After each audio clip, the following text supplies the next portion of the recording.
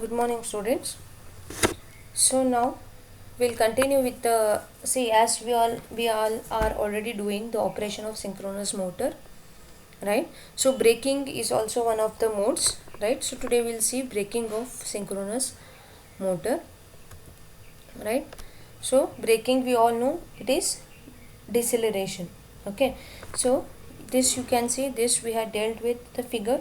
Okay, the motor can work, if you see this, the motor can work, okay, in regenerative braking only at the synchronous speeds. Okay, this is my synchronous speed, so it can operate in regenerative braking mode only when it is the synchronous speed. Okay, therefore regenerative braking cannot be used for stopping, okay, or decelerating a load.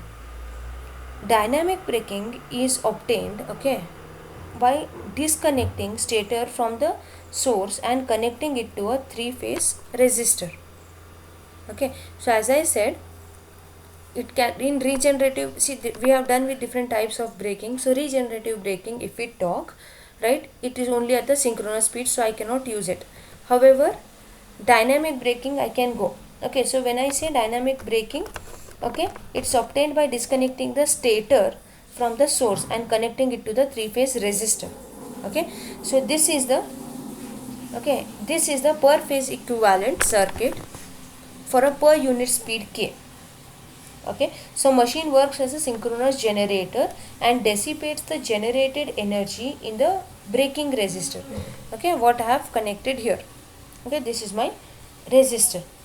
Okay, so the per unit speed K would be given as K is equal to omega m by omega s.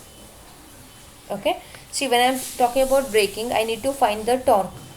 Okay, to find the torque I need to find the currents. Okay, I need to find the braking current, I need to find the braking power, and finally I'll get the braking torque. Okay, so talking about braking current, we know I equals to E by Z. Okay, I equals to E by Z. So E is K into E and Z is this. Okay, however, braking power, see why I am writing these equations directly is we have already done with the basics and we have derived these equations. Okay, so PB is my braking power. It's simple. Okay, three phase machine it is, so it is 3. I square R we already know, power. Okay, next torque, PB divided by K into omega ms. Okay, so these three are my equations. Right, now from these basic equations I am going to get the equation for braking torque B. Okay, see, in equation 7.22 I had got this. So what I'll do, I'll substitute PB value here. Okay, and I get this. Okay, PB I have substituted, and from this IS I have substituted. Okay, this IS I have substituted here. Okay, so I am left out with this. Okay, since synchronous reactance is large compared to the braking resistance, okay, since synchronous reactance is large, okay, listen carefully, compared to braking resistance, where is my synchronous reactance? See, here is my synchronous reactance. This is large as compared to the braking resistance. For most speed range, the variation of current and torque is not large. Okay, therefore a single section of resistance is enough. Okay, only a single section of resistance is enough. Okay, however, at zero speed, the induced voltage and therefore the armature current and torque are zero.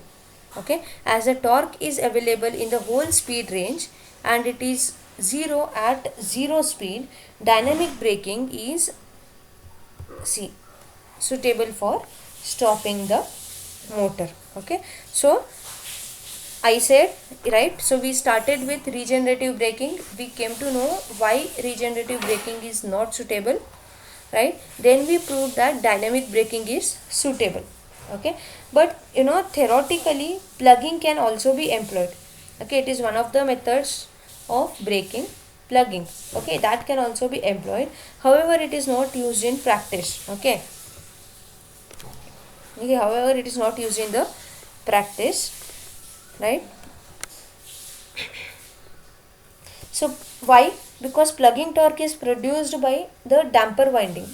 Okay, so because of its low reactance, while the current drawn from the supply is very large, the braking torque produces much smaller as compared to that of the dynamic torques. Okay, or dynamic braking. Okay, so in case of large motors, what this causes, this high plugging current can create a severe disturbance in the supply lines. This is why we are not going to use the plugging.